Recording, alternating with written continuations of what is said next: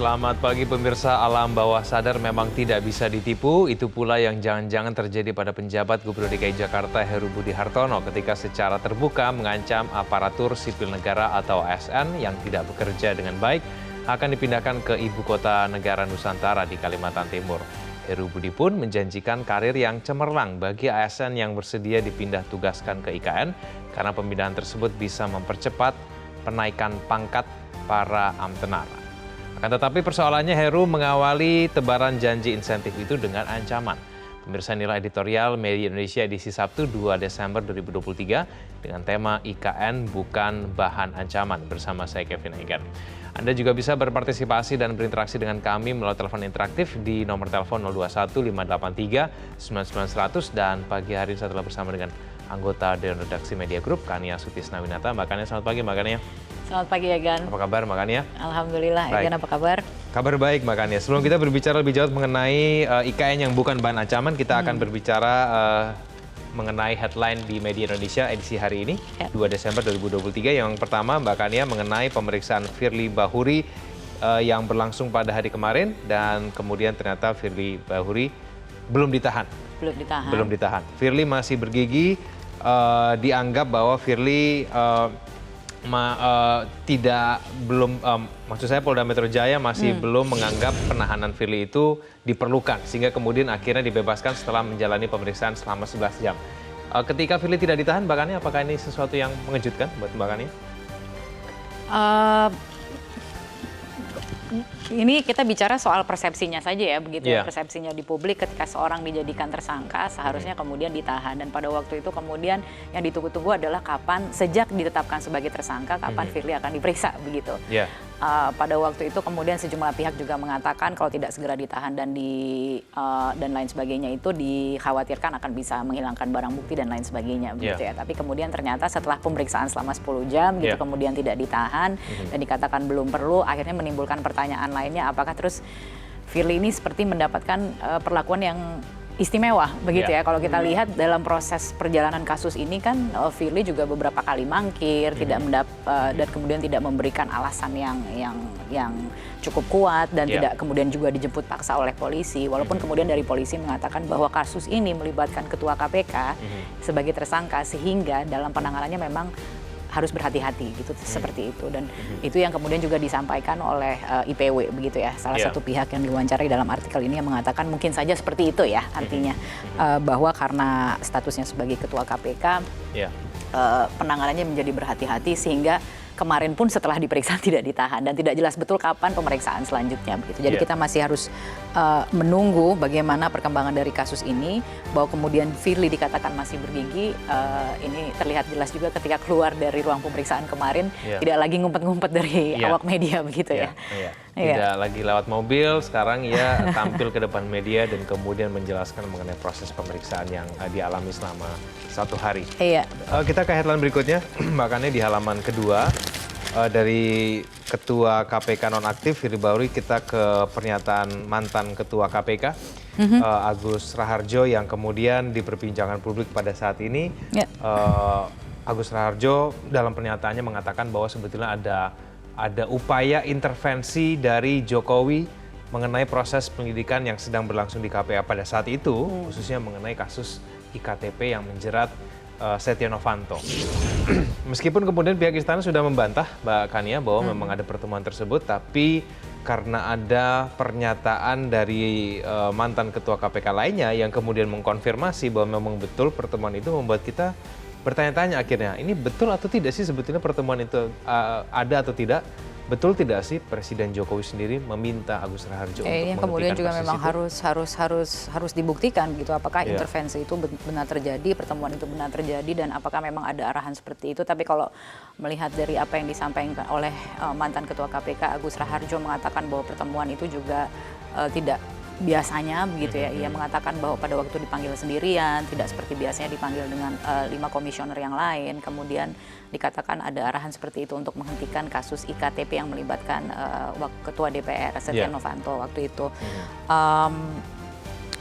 Yang pasti kalau kita melihat bagaimana berbagai pihak mempersepsikan begitu pengakuan tersebut adalah bahwa jangan-jangan jika memang benar intervensi itu terjadi, pelemahan KPK yang disinyalir ini adalah memang sesuatu yang sudah diskenariokan begitu. Yang pasti kalau melihat dari faktanya dikaitkan dengan undang-undang revisi atau revisi undang-undang KPK yang kemudian terjadi, itu adalah usulan atau inisiatif dari DPR begitu ya. Nah, itu yang bukan kemudian presiden ya? Bukan presiden begitu. Itu faktanya begitu ya. Itu kemudian yang juga harus dilihat lagi bagaimana artinya tidak mudah lah gitu untuk melihat bagaimana intervensi itu bisa menjadi bukti untuk skenario dari pelemahan KPK sendiri melalui revisi undang-undangnya gitu. Jadi memang kita harus lihat juga bagaimana begitu perkembangan dari pengungkapan kasus ini. Iya, pertanyaan selanjutnya kan kenapa baru sekarang mantan ketua KPK kemudian menyampaikan mengenai kejadian tersebut begitu ya, Mbak Kania ya. Iya. Kita ke headline kita berikutnya, Mbak Kania dan juga pemirsa, ini mengenai debat cawapres yang ditiadakan untuk Pilpres tahun 2024. Cawapres didampingi capres pada saat debat, ini artinya dalam 5 debat yang akan berlangsung 5 kali debat begitu ya, semuanya akan berpasangan, tidak ada lagi debat khusus cawapres begitu. Itu yang ditunggu-tunggu bukan? Itu yang ditunggu-tunggu Mbak Kania. Sayang sekali karena kan kita pengen melihat ya kemampuan cawapres, kecakapan, kepiawaiannya dalam menjawab persoalan kompak atau tidak dengan capresnya. Nah tapi sayang sekali debat cawapresnya itu nggak ada, semuanya berpasangan. Bagaimana Mbak Kania? Ya tapi itu poinnya tadi gitu ya. Anda sendiri mengatakan kompak atau tidak gitu ya dengan pasangannya gitu ya. Tapi itu yang kemudian menjadi alasan dari KPU mengatakan format debat sedikit berubah atau sebenarnya banyak berubah gitu dibandingkan dengan sebenarnya mungkin kita mendengar pernyataan sebelumnya dari Ketua KPU yang mengatakan bahwa akan ada 3 kali debat capres, 2 kali debat cawapres, kemudian akhirnya dikatakan bahwa semua debat akan tetap didampingi dengan pasangannya begitu ya, walaupun proporsinya saja yang agak berbeda. Jadi debat capres mungkin capresnya akan lebih banyak bicara, debat cawapres akan lebih banyak cawapresnya yang bicara, tapi pada 5 kesempatan debat itu akan didampingi. Dan tentunya ada juga yang mengatakan bahwa harusnya KPU itu bersikap adil karena jangan sampai ada tindakan yang merugikan dan menguntungkan pasangan. Gitu ya. Nah, ini yang menjadi pertanyaan, yang diuntungkan dan dirugikan ini sebenarnya siapa dengan format debat yang seperti ini. Yang pasti debat ini kan sebenarnya metode kampanye ya untuk menguji visi misi dan juga program dari paslon begitu ya, untuk melihat bagaimana pemahaman mereka, pengetahuan mereka, kedalaman dan juga pengetahuan mereka tentang persoalan faktual yang tengah dihadapi di tengah masyarakat terkait dengan tema-tema tertentu begitu. Nah, tentunya diharapkan itu bisa diuji gitu dalam debat ini. Apakah kemudian ketika sekarang format debatnya berubah, tidak ada lagi yang khusus, apakah kita bisa menguji atau melihat penampilan yang paling optimal gitu dari apakah itu capres ataupun cawapresnya. Oke, kita akan nantikan nanti debat pertama pada tanggal 12 Desember 2023. Kita ke tema kita pada hari ini, Mbak Kania. IKN bukan bahan ancaman. Pernyataan ancaman itu datang dari penjabat Gubernur DKI Jakarta Heru Budi Hartono yang mengancam kepada ASN-nya kalau misalnya tidak berkinerja dengan baik akan dipindahkan ke IKN. Ini dampaknya kira-kira seperti apa ya Mbak Kania ya? Bukankah ini membuat setiap ASN akan berpikir bahwa tempat IKN itu bukan tempat yang baik begitu untuk ASN, itu akan menjadi walaupun tempat waktu itu ketika begitu. Disampaikan disambut dengan tawa ya, gitu ya. Ketika disampaikan walaupun sebenarnya bernada mengancam begitu ya, apakah itu ancaman atau bercandaan, guyonan atau seperti apa. Jadi yang pasti terjadi polarisasi begitu, ada yang menganggap bahwa itu adalah ancaman, ada yang mengatakan bahwa itu motivasi.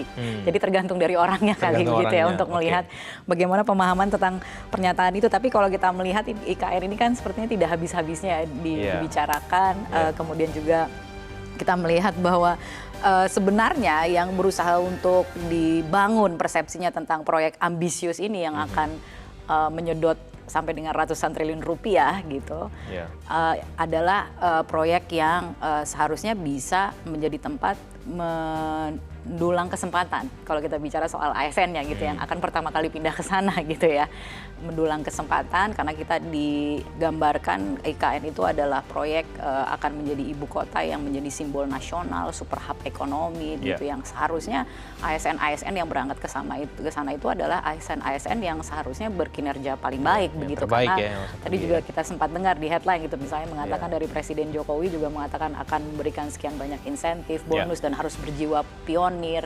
Jadi kalau kita melihat gitu persyaratannya sebenarnya luar biasa sekali, harus punya pemahaman digital dan lain sebagainya begitu. Nah, ini akhirnya kemudian menimbulkan persepsi yang agak berbeda begitu ya ketika seorang PJ Gubernur DKI Jakarta gitu mengatakan bahwa bahkan seperti mengancam gitu ya kalau tidak berkinerja baik akan dikirim ke IKN gitu. Jadi persepsinya justru negatif gitu terhadap proyek ini. Nah, kita ketahui kan PJ Gubernur DKI Jakarta ini kan orang terdekatnya gitu ya, orang terdekat dari Pak Jokowi.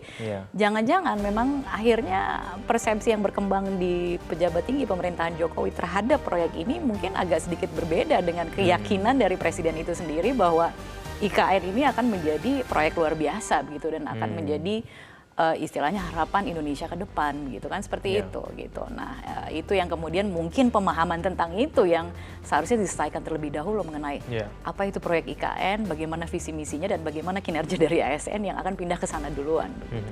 Oke, baik. Makanya kita akan ikuti dulu paket informasi berikut ini. Pemirsa, inilah editorial Media Indonesia, IKN bukan bahan ancaman.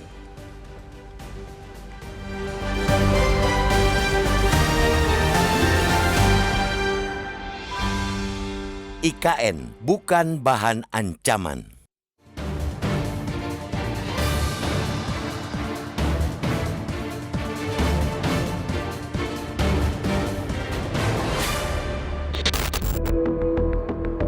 Alam bawah sadar memang tidak bisa ditipu. Itu pula yang jangan-jangan terjadi pada penjabat Gubernur DKI Jakarta Heru Budi Hartono ketika secara terbuka mengancam aparatur sipil negara atau ASN yang tidak bekerja dengan baik akan dipindahkan ke Ibu Kota Negara atau IKN Nusantara di Kalimantan Timur. ASN Eselon 3 DKI Jakarta yang menghadiri pidato Heru Budi pada Selasa 28 November itu pun menyambut dengan tawa. Jangan-jangan pula sebagian dari mereka punya perasaan yang sama. Sinyal alam bawah sadar serupa dengan sang gubernur soal IKN Nusantara. Atau mereka menganggap itu kelakar. Atau kalaupun ancaman itu serius, mereka percaya diri memiliki kinerja yang baik.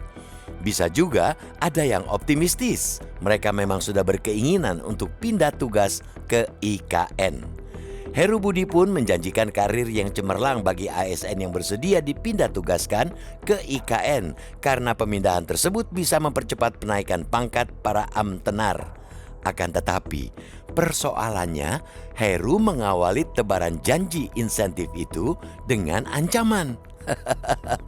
Siapa yang malas akan di-IKN-kan. Itu sama saja dengan ancaman Tempo dulu. Para penjahat kambuhan akan dinusa kambangkan. IKN seolah sama horornya dengan Nusa Kambangan Tempo dulu. Kalau sampai ASN yang mengisi IKN Nusantara adalah mereka yang tidak bekerja dengan baik, walhasil IKN hanya akan menjadi sentra pemerintahan berkinerja buruk. Hebatnya lagi, mereka akan tetap mendapatkan jaminan promosi jabatan dan beragam tunjangan yang dibiayai negara meski dengan performa profesionalisme tidak baik. Heru Budi yang menjadi penjabat Gubernur DKI Jakarta sejak 2022 mestinya paham keseriusan pemerintah menggarap IKN. Apalagi Heru memiliki kedekatan dengan Presiden Joko Widodo semasa menjabat Gubernur DKI Jakarta 2012 hingga 2014. Sampai Joko Widodo pun membawa Heru Budi untuk menjabat Kepala Sekretariat Presiden sejak 2017.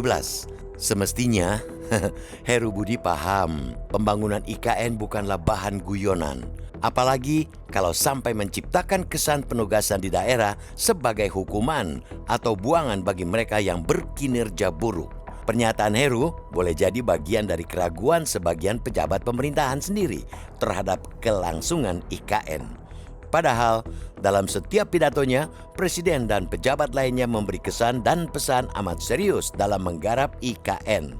Pemerintah sudah mencanangkan pemindahan ASN ke IKN secara bertahap mulai Maret 2024. Tahap pertama berdasarkan penjelasan Menteri Pendayagunaan Aparatur Negara dan Reformasi Birokrasi Abdullah Azwar Anas, sekitar 1.200 hingga 3.200 ASN dari kementerian dan lembaga akan dipindah berdasarkan kesiapan pembangunan gedung di IKN.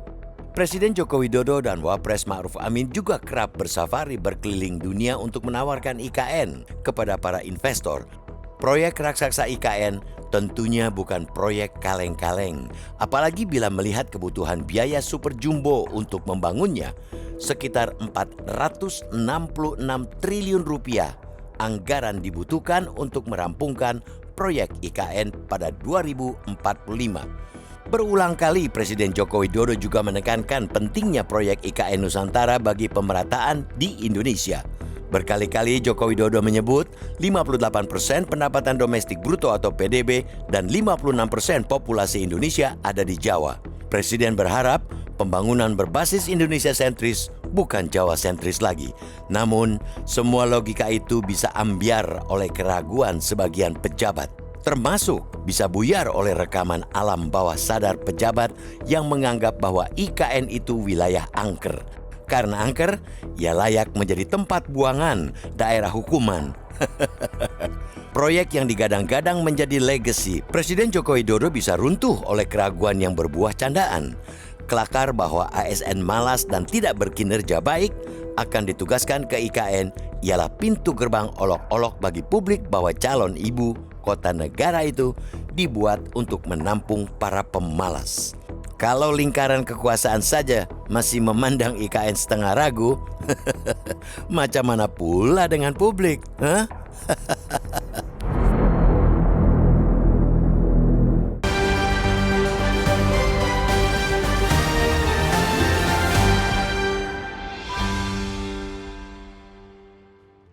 Pemirsa, Anda bisa berpartisipasi dan berinteraksi dengan kami melalui telepon interaktif di nomor 021 583 99100. Kami akan kembali usai jeda berikut ini.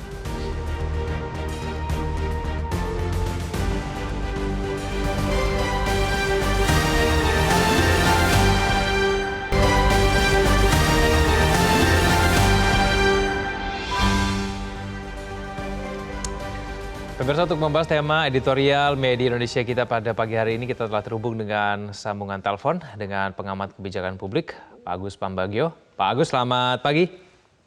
Pagi Kevin, pagi Kania. Ya, Pak Agus, apa tanggapan Anda mengenai pernyataan dari pejabat Gubernur DKI Jakarta yang mengancam kepada ASN apabila tidak berkinerja dengan baik akan dipindahkan ke IKN, Pak Agus?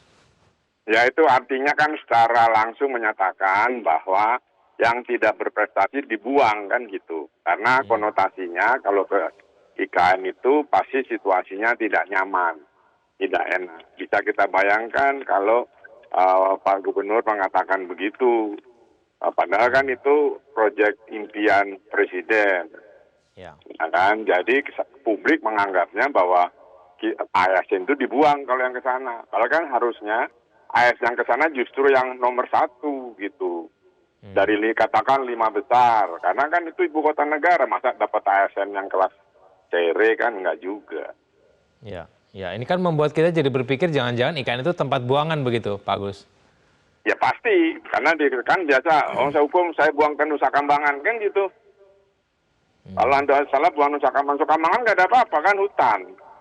Ya sama, kalau saya IKN kan, ya di sana memang belum ada apa-apa sampai hari ini. Kalau Anda pernah ke sana. Saya sudah 5 kali ke sana, ya perkembangannya ya begitu, bangunan-bangunan rangka-rangka saja. Tapi pertanyaan berikutnya Pak Agus, ini kenapa kemudian bisa diucapkan oleh penjabat Gubernur DKI Jakarta, Heru Budi Hartono? Kita kan tahu bahwa Pak Heru Budi Hartono ini sebetulnya dekat dengan Pak Jokowi. Seharusnya Pak Agus tahu dong mengenai prioritas dari Pak Jokowi bahwa IKN itu adalah tempat yang terbaik begitu untuk ASN. Paling tidak itu yang kemudian dijanjikan kepada kita semua. Iya, saya tidak tahu apakah Pak Heru memang salah satu orang terdekat dulu oleh Presiden. Tetapi kan sekarang juga sudah banyak orang terdekat Presiden sudah tidak terdekat lagi kan gitu ya. Nah, saya tidak tahu latar belakangnya apa. Kalau Pak Heru mengatakan begitu, artinya kan IKN itu yang mimpi aja loh. Pokoknya saya buang ke sana kalau Anda nggak bekerja dengan baik kan begitu. Itu konotasinya lah ya. Kalau enggak kan enggak. Kita bayangkan loh kok malah jadi begitu bilangnya. Karena kan sekarang yang dulu dekat, dulu memuja, sekarang menjauh atau dijauhi kan gitu. Jadi iramanya begitulah Republik ini sekarang. Jangan-jangan memang di alam bawah sadar memang kepala daerah pun juga menganggap bahwa sebetulnya tempat IKN itu bukan tempat yang baik begitu untuk ASN, Pak Agus? Saya dalam tempo setahun belakang ini, saya kalau pergi dengan anak-anak muda ASN, selalu saya tanyakan, gimana Anda mau dibuang? Waduh, enggak Pak, enggak jelas apa di sana. Terus kan kamu wajib, karena sumpahnya kan bersedia ditempatkan dimanapun, itu salah satu sumpahnya. Ya, saya memang berencana mau keluar, jadi dari CPNS pusat, saya akan ke daerah saja, jadi PNS daerah. Karena kalau PNS daerah kan tidak dipindahkan ke sana, yang dipindahkan yang ada di pusat kan. Jadi memang dari awal kesan dari anak-anak atau milenial itu bahwa itu bukan tempat yang nyaman. Kan memang tidak di kesana gimana? Nanti apakah ada tempatnya? Oke, sudah disediakan Kementerian PUPR. Apa cukup? Terus kalau ke sana saya sudah bawa keluarga, apa boleh bawa keluarga? Kalau tidak, saya harus pulang berapa kali, dibiayai atau biaya sendiri. Kan itu pertanyaan-pertanyaan anak-anak itu ketika saya tanya. Yeah. Gitu kan, terus ke kamar berapa, terus nanti makannya bagaimana, kalau sakit ada dokternya enggak. Yang perlu Anda tahu di sana juga air masih sangat sulit. Saya sempat ke sana melihat tanah di bawah 100 meter lebih belum keluar air. Itu kan menjadi persoalan. Tapi kan ada janji juga yang diberikan kepada ASN ini, Pak Agus, ada rumah tapak, uang pindahan, berbagai macam insentif. Tidakkah itu kemudian membuat mereka yakin mau pindah? Enggak lah, kan lihat kan pasti di antara mereka ada yang pernah ke sana lalu cerita pada temannya kan, atau mereka punya teman di ASN yang ada di Kalimantan Timur misal. Yeah. Kan rumahnya rumah gitu, katakan sudah disiapkan lah apartemen itu ke satu ruangan itu, satu unit itu, katakan ada 3 orang tinggal di situ. Itu bujangan atau keluarga? Perempuan, laki di sebelah mana? Ya kan, dokter kalau sakit, karena terakhir saya ke sana itu adanya cuma perawat misalnya. Nah, semacam itu kan perlu, kalau tidak saya di mana? Oh, harus kos. Nah, kosnya berapa? Di mana? Ke kantor naik apa? Kan posisi kementeriannya masih sedang membangun. Dan semua itu kan dibiayai, dibangun oleh uang APBN, bukan uang investor. Investor nggak ada yang mau. Gimana? Kalau Anda jadi investor kan pasti tanya, populasi daerah itu berapa? Golongan manusianya apa saja? Kalau nggak ada ya nggak mau bangun lah. MOU, ya MOU kan kayak kita bucin gitu, terus bilang I love you, terus pergi lagi kan nggak apa-apa. Nah itu kan persoalan-persoalan itu yang belum. Nah sementara Presiden memaksa para taipan lokal itu, dan mereka juga berhitung. Coba lihat sekarang, cuma dikasih pagar atau bahkan diparkir satu beko, kelihatan sedang membangun, padahal tidak. Semua nunggu pemilu. Pak Agus, kira-kira dampak dari ancaman ini terhadap IKN itu seperti apa? Image apa kemudian akan timbul ketika kemudian kepala daerah mengancam ASN-nya menggunakan IKN begitu? Ya makin jelas bahwa IKN nggak jelas kan? Jadi kalau Anda tidak berprestasi, dibuang. Jadi urusannya kalau IKN dibuang gitu. Bukannya urusan kalau IKN Anda berprestasi. Sehingga jenjang karirnya akan bisa dipercepat. Kan begitu. Ada nggak itu peraturan menteri, PAN-RB yang mengatakan itu? Atau Kementerian Dalam Negeri? Nggak ada. Yang ada dibuang. Coba kalau Anda ke sana dapat percepatan naik pangkat, naik golongan, kan pasti image-nya bagus. Dampaknya untuk ASN sendiri bagaimana, Pak Agus? Apakah mereka akan semakin termotivasi untuk berkinerja baik begitu supaya tidak pindah ke sana atau bagaimana, Pak Agus? Nah, tadi saya sudah bilang, saya selama tahun belakangan kalau ke daerah kemana-mana pergi bareng dengan kawan-kawan ASN muda yang baru masih ada yang CPNS, masih yang sudah baru setahun 2 tahun, nggak ada yang mau berminat ke sana. Apalagi 2024 mau upacara, kan semua pasti harus ada di sana. Kalau nggak bagaimana menyiapkan upacara? Nggak ada yang mau. Makanya tadi saya katakan pada pindah. Nah sekarang kalau saya tidak salah, di Kementerian PUPR sudah tidak bisa lagi yang sudah PNS pindah ke daerah. Gitu. Dulu pada pindah itu. Pak Agus, bagi investor sendiri bagaimana? Mereka semakin berminat tidak melihat pernyataan dari ancaman begitu dari ini? Ya, tadi sudah sempat saya katakan juga bahwa investor, katakan investor asing, oh sudah sekian puluh atau ratus MOU. Kan baru MOU. MOU itu nggak ada ikatan hukum, dia pergi-pergi aja. Nah, investor itu melihat, nah, saya mau bangun apa di situ? Hotel. Populasinya berapa di sini? Orang yang pendatangnya berapa? Apa kerjanya? Kalau dihitung tidak masuk, ya dia nggak akan bangun lah. Itu yang terjadi, dan sekarang pergi satu-satu sudah. Dari yang MOU saja loh ya, belum ada yang terikat kontrak. makanya Presiden meminta para taipan lokal ini untuk menjadi investor. Karena nggak ada yang ke sana, nggak ada yang mau investor itu, ya nggak jelas. Dan ada targetnya cepat-cepat tadi. Nah, investor asing kan nggak bisa kalau disuruh cepat-cepat seperti kontraktor sini. Nah, si investor lokal pun kan iya saja. Kalau enggak kan nanti bisa dimacam-macamin sama pemerintah kan. Iya saja. Ya terus gimana? Ya sudah dikasih pagar ditulisi. Misalnya tanah milik A, di B. Terus kalau biar yakin sudah mau dibangun, ya digali-gali dikit lah. Taruh satu beko di sana kelihatan. Jadi nanti kalau presiden atau pejabat datang, oh itu sudah sedang dibangun. Padahal ya sampai kapanpun akan gitu sebelum ada kepastian. Oke, baik. Bagus, terima kasih telah bergabung bersama kami di Editorial Media Indonesia. Selamat pagi, Bagus. Ya, misalnya kemana-mana, Editorial Media Indonesia akan kembali saja dari berikut ini.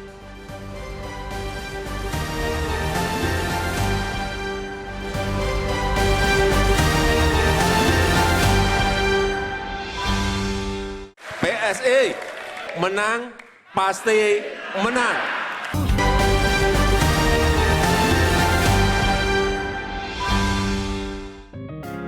Media Indonesia mengajak Anda untuk mengakses fitur premium e-paper.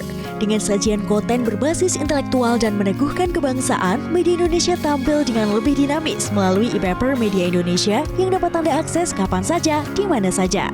Caranya mudah, download aplikasi Media Indonesia di Android atau ketik link e-paper.mediaindonesia.com atau bisa scan QR Code pada layar kaca Anda. Klik tab e-paper di bagian samping layar tablet Anda, daftarkan data diri, serta pilih paket berlangganan e-paper Media Indonesia sesuai dengan kebutuhan Anda. Nikmati juga bonus spesial tambahan 4 halaman rubrik fokus setiap hari. Semua bisa Anda dapatkan hanya di e-paper Media Indonesia. Untuk informasi lebih lanjut, hubungi customer service di nomor 0811 1201 2018 atau kunjungi media sosial @mediaindonesia. Media Indonesia, referensi bangsa. Kembali bersama kami di Editorial Media Indonesia, kita akan mulai menyapa pelapor kita pada pagi hari ini. Yang pertama ada Ibu Indra dari Cirebon. Ibu Indra, selamat pagi. Selamat pagi Bung Kevin Egan dan Mbak Kania Sutisnawinata. Assalamualaikum warahmatullahi wabarakatuh, Metro TV. Waalaikumsalam. Silakan Bu Indra. Ya, setiap pengangkatan ASN ada saja dalam tanda kutip kendala yang tertampilkan begitu. Ada yang kompetensinya tidak sesuai. Waktu itu pernah kan 150 ASN mengundurkan diri karena tidak sesuai dengan kompetensi yang dimiliki. Dan kemudian juga yang paling sering adalah tempat di mana akan ditugaskan itu. Nah, kebanyakan ingin bertugas di daerahnya sendiri karena sudah bertahun-tahun jadi honorer. Ya, tapi nah ini pernyataan dari Pak Heru Budi Hartono ini mengejutkan sekali. Begitu memperlihatkan bahwa seakan-akan daerah lain itu adalah sebuah tempat yang dalam tanda kutip tidak akan membuat ASN itu tercengang. Akan membuat ASN itu akan nyaman. Nah, alangkah indahnya Bung Kevin dan Mbak Kania kalau dikatakan bahwa siapa dibalik gitu, siapa yang ikut tes dengan peringkat teratas akan ditempatkan di IKN dengan bonus gaji yang 2 kali lipat, fasilitas itu. Nah, itu akan terdengar lebih indah sepertinya. Kalau ini kan jadi seakan-akan menakutkan. Ya, kan kita lihat orang-orang yang di daerah-daerah terpencil gitu mau walaupun bukan ASN mengabdikan diri untuk membangun negeri tercinta ini. Jadi sekarang sepertinya dibalik. Kalau dulu ditempatkan di daerah tertinggal, sekarang ayo siapa yang mau ditempatkan di ibu kota negara. Nah, itu kayaknya kontroversi banget. Tapi kita percaya bahwa kaum pionir itu akan masih banyak generasi muda yang ingin membangun tanah air ini dari manapun, dari ibu kota ataupun dari daerah terpencil. Terima kasih Bung Gavin. Assalamualaikum warahmatullahi wabarakatuh. Ya, waalaikumsalam. Terima kasih Bu Indra dari Cirebon. Selanjutnya ada Bapak Tasrik Usman dari Banjarmasin. Pak Tasrik, selamat pagi. Selamat pagi Mas Kevin, selamat pagi Mbak Kania. Pagi Pak Tasrik, silakan Pak Tasrik. Baik, IKN bukan bahan ancaman. Mbak Kania, kita lihat beberapa waktu yang lalu PJ Gubernur DKI tanpa disadari alam bawah sadar menyatakan bahwa apabila ada ASN yang kurang rajin atau berprestasi maka akan dipindahkan ke IKN. Ini sama saja konotasinya bahwa IKN itu menyeramkan. Artinya bertentangan dengan impian yang selama ini dikemukakan oleh Presiden bahwa IKN itu akan menjadi satu ibu kota yang baik, ASN akan terjamin, tetapi ini ucapan di bawah alam sadar. Nah, untuk itu kepada Presiden Republik Indonesia yang saya hormati Pak Joko Widodo, masa jabatan Presiden itu bahkannya tinggal 1 tahun lagi. Jadi laksanakan saja semampunya, jangan memaksakan dan terkesan ambisius. Karena saya yakin dan percaya Pak Prabowo, Mas Ganjar maupun Mas Anies itu tentu sudah punya perencanaan yang matang tentang kelanjutan IKN karena sudah diundangkan. Tetapi kan setiap pergantian kepemimpinan tentu dong punya hak mengkaji apakah sumber pembangunan itu berdasarkan dari utang luar negeri atau APBN atau investor dari luar negeri. Nah, kalau kita melihat investor yang selama ini mundur berarti kan APBN yang dibebankan. Ketika APBN dicurahkan ke sana, rakyat kita banyak yang miskin, banyak yang lapar. Ini harus dipikirkan. Kemudian yang berikutnya, saya memberikan contoh bahkan ya, kami di Kalimantan Selatan itu pindah ibu kota provinsi ya, dari Banjarmasin ke Banjarbaru jaraknya hanya 30 kilo. Itu 20 tahun bahkan ya baru jadi. Ini ibu kota provinsi yang dipindah. Itu pun sampai sekarang kantor DPR, kantor Korem dan Polda juga belum pindah. Artinya perlu waktu, perlu pemikiran, perlu anggaran, Jadi jangan sampai Pak Jokowi menganggap memindah ibu kota negara itu sama dengan memindah toko meubiler dari satu daerah ke satu daerah. Begitu saja. Terima kasih. Assalamualaikum warahmatullahi wabarakatuh. Waalaikumsalam. Terima kasih Pak Tasrik dari Banjarmasin. Selanjutnya ada Pak Ramadan dari Jambi. Pak Ramadan, selamat pagi. Selamat pagi, Metro. Assalamualaikum warahmatullahi wabarakatuh. Waalaikumsalam. Silakan Pak Ramadan. Metro selalu memunculkan berita-berita yang menarik. Hari ini kita bicara IKN. Menurut saya, jika membangun itu berdasarkan keinginan, inilah jadinya. Mindahkan ibu kota kecamatan saja perlu waktu makanya. Ini memindahkan ibu kota negara dalam waktu yang sesingkat-singkatnya bisa terlaksana. Ini memastikan di benak pemimpin kita itu membangun itu berdasarkan keinginan dan prestise. Maka itu yang dirugikan adalah rakyat kecil. 400 triliun uang yang kita tumpahkan ke sana. Hasilnya wallahu a'lam bishawab. Maka itu harapan kita hari ini makanya berdasarkan fakta IKN itu investor asing tidak ada, investor lokal pun masih pikir-pikir. Ini memastikan IKN menurut saya tentu merugikan masyarakat kecil. 400 triliun makanya. Untuk itu alangkah baiknya pemerintah ini dan DPR membuat target waktu bukan 1 atau 2 tahun. Membangun IKN itu dalam waktu 20 tahun dengan dana 400 triliun itu bisa 50 triliun per tahun. Jadi dengan begitu rakyat kecil tidak dirugikan. Di provinsi saya makanya jalan provinsi itu yang baru terselesaikan hanya 58%. Selebihnya belum terselesaikan. Artinya ekonomi kita ini masih harus digenjot dengan uang yang besar. Petani kita masih banyak yang miskin, rakyat kita masih banyak yang miskin. Kok pemerintah pusat mendahulukan pembangunan IKN? Sungguh menyedihkan bagi masyarakat kecil akar rumput, Mbak Kania. Terima kasih Metro. Assalamualaikum warahmatullahi wabarakatuh. Ya, waalaikumsalam. Terima kasih Pak Rahmat dari Jambi. Selanjutnya ada Pak Sandi dari Jakarta Timur. Pak Sandi, selamat pagi. Selamat pagi Metro TV. Ya, pagi Pak Sandi. Selamat pagi Silakan, Metro TV. Selamat pagi Pak Sandi. Yang pertama saya mau nanggapi dulu ini pernyataan PJ Gubernur. Ya. Saya lihat beliau ini kasihan sebenarnya kurang cerdas, kurang bijak dan bisa-bisa otoriter karena dia akan memaksakan orang. Yang kedua, bisa juga sebenarnya mungkin dia cerdas, tapi dia kemudian menjadi mengoposisi terhadap Pak Jokowi. Pak Jokowi punya mimpi besar kok tiba-tiba dia mau buang orang-orang yang jelek ke sana. Nah, saya sarankan kepada Bapak Presiden kalau mau ada perubahan, ini dulu yang diganti nih kasihan ini MPJ ini. Ini sudah membuat blunder yang luar biasa.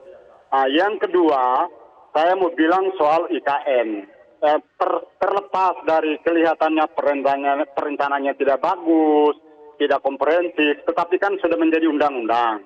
Saya menyarankan barangkali pemerintah berikut, kalau memang tidak ada upaya perpu atau menghentikan, saya kira jangan dihentikan ya. Saya sarankan barangkali dari menggelontorkan yang puluhan triliun, dikasih target 1 tahun anggaran ini cukup 1 triliun. Karena memang membangun kota, pengalaman menunjukkan di negara-negara yang kaya pun, yang tidak miskin, yang tidak banyak utangnya seperti kita Indonesia, itu lama. Malaysia, Brasil, lama. Jadi memang harus ada target seperti tadi. Saya sepakat mungkin ada target waktu. Dan anggarannya jangan digelontorkan mau dikejar. Karena proyek itu banyak untungnya, Bung. Apalagi infrastruktur.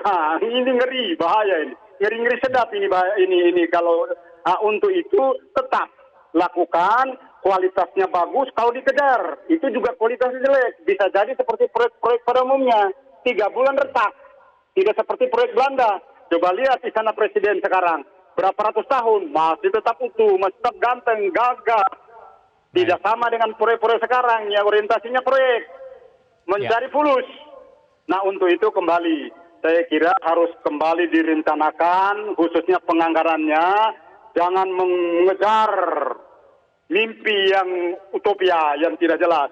Tetapi kejarlah mimpi dengan jelas. Bertahap, kasih anggaran yang karena kita masih banyak butuh anggaran. Luar biasa, rakyat kita tidak masih susah makan, susah cari pekerjaan. Oke, baik. Terima kasih Pak Sandi dari Jakarta Timur. Kami sudah menangkap poinnya. Pemirsa jangan kemana-mana, editorial Media Indonesia akan kembali saja dalam berikut ini.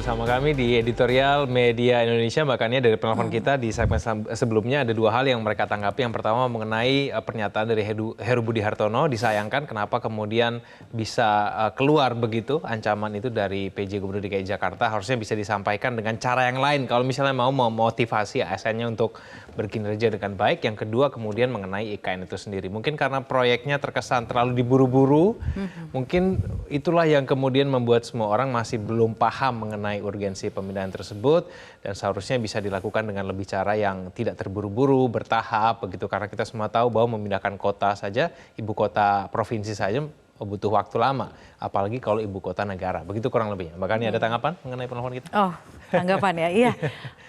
Kalau melihat dari tanggap ini, kalau saya melihatnya seperti ini, kali mungkin ya kalau untuk bicara mengenai apa yang disampaikan oleh PJ Gubernur DKI Jakarta, saya rasa pasti apakah itu jeritan hati yang paling dalam gitu ya, tapi yang pasti soal perencanaan pemindahan ibu kota ini kan kita tidak hanya sekedar membangun infrastrukturnya gitu ya, membangun jalannya, membangun gedungnya, membangun fasilitasnya, dan juga fasilitas umumnya dan lain sebagainya, tapi juga adalah soal pemindahan orangnya. Itu kan yang selalu menjadi pertanyaan bahkan oleh investor sekalipun, siapa yang akan pindah ke sana gitu. Nah, seperti yang kita ketahui di tahap awal yang akan pindah duluan itu adalah ASN gitu ya. Dan rencananya sih sebenarnya sudah cukup kemarin disampaikan beberapa kali bahwa ada rencana pemindahan ASN itu di awal tahun 2024 bahkan sampai dengan pertengahan, memang secara berkala begitu. Dari jumlahnya juga sudah jelas berapa banyak yang akan pindah, kementerian mana saja yang akan pindah, pembangunan gedung-gedung di sana kalau kita melihat progresnya itu juga sudah terlihat begitu ya, kementerian-kementerian dan juga Polri TNI yang akan pindah di sana begitu. Nah, ini yang kemudian memang harus direncanakan dengan lebih matang begitu ya. Direncanakan dengan lebih matang, dikatakan bahwa yang namanya IKN ini sudah menjadi undang-undang memang tetap harus dilaksanakan, apalagi kemudian anggarannya itu juga 20%-nya saja. Jadi dari 499 triliun rupiah yang dibutuhkan untuk membangun IKN ini hanya 20%-nya saja yang nanti akan ditanggung oleh APBN. Jadi sekitar 90 triliun. Yang kita ketahui yang sekarang sudah diketok palu oleh DPR itu sampai dengan 36 triliun rupiah begitu. Nah, kemudian tadi sempat disampaikan apa sebenarnya yang bisa dilakukan oleh presiden begitu ya. 1 tahun ke depan ini kan sisa pemerintahannya tinggal 1 tahun lagi begitu. Nah, yang kemudian tadi disampaikan adalah apakah bijaksana untuk mempercepat segala sesuatunya itu harus diselesaikan seperti yang direncanakan begitu. Artinya mungkin saja kan banyak juga yang mengatakan bahwa investor sekarang misalnya investor asing itu tidak mau masuk karena misalnya masih menunggu hasil pemilu dan lain sebagainya. Mungkin saja capres-capres yang mendatang ini punya visi yang agak sedikit berbeda begitu ya. Bukan soal menghentikan tapi soal bagaimana perencanaannya begitu agar lebih matang saja begitu. Karena seperti yang tadi disampaikan oleh beberapa penelpon juga mengatakan bahwa sebagai contoh misalnya pemindahan ibu kota Banjarmasin ke baru saja membutuhkan waktu sekitar 20 tahun disampaikan seperti itu ya. Tadi itu yang disampaikan oleh salah satu penelpon kita. Jadi memang tidak mudah begitu. Karena kalau kita bicara soal ibu kota lagi-lagi begitu, ini tidak hanya soal pembangunan infrastruktur tapi juga pemindahan perangkatnya begitu, perangkat orangnya dan lain sebagainya gitu. Nah, kembali lagi ke soal pernyataan dari PJ Gubernur. Memang sepertinya pemahaman gitu ya tentang IKN sendiri, tentang kinerja ASN dan lain sebagainya ini alangkah lebih baiknya apabila bisa dilakukan dengan lebih cerdas dan lebih bijaksana gitu ke depannya agar kemudian tidak menimbulkan polarisasi di tengah masyarakat. Karena lagi-lagi penelpon mengatakan bahwa akhirnya mempertanyakan soal prioritas bukan gitu ya. Di tengah prioritas pembangunan yang sekarang paling dibutuhkan misalnya soal lapangan pekerjaan dan lain sebagainya, soal kemiskinan dan lain sebagainya begitu. Padahal kalau kita melihat konsep dari IKN sendiri misalnya ya salah satu targetnya itu adalah bagaimana penduduk di IKN nantinya pada tahun 2035 itu dikatakan tingkat kemiskinannya 0% loh. Itu salah satu target yang ingin dicapai dengan pembangunan IKN ini. Jadi sebenarnya mimpinya sangat luar biasa begitu. Tapi sekarang yang menjadi pertanyaan adalah soal keberlanjutannya begitu. Nah, tadi dikatakan bahwa mungkin perlu perencanaan yang lebih cermat, lebih matang dan mungkin lebih realistis, saya tidak tahu begitu ya. Tapi ini semuanya adalah masukan dari pemirsa-pemirsa kita yang tentunya juga punya kepedulian tentang IKN ini. Baik, gitu. Mbak Kani kita akan lihat nanti akan seperti apa. Terima kasih Mbak Kani telah hadir pada pagi ini. Selamat pagi. Selamat pagi. Pemirsa, proyek yang digadang-gadang menjadi legasi Presiden Jokowi bisa runtuh oleh keraguan yang berbuah candaan. Kelakar bahwa ASN malas dan tidak berkinerja baik akan ditugaskan ke IKN ialah pintu gerbang olok-olok bagi publik bahwa calon ibu kota negara itu dibuat untuk menampung para pemalas. Kalau lingkaran kekuasaan saja masih memandang IKN setengah ragu, macam mana pula dengan publik? Pemirsa, terima kasih Anda telah menyaksikan editorial Media Indonesia. Selamat pagi.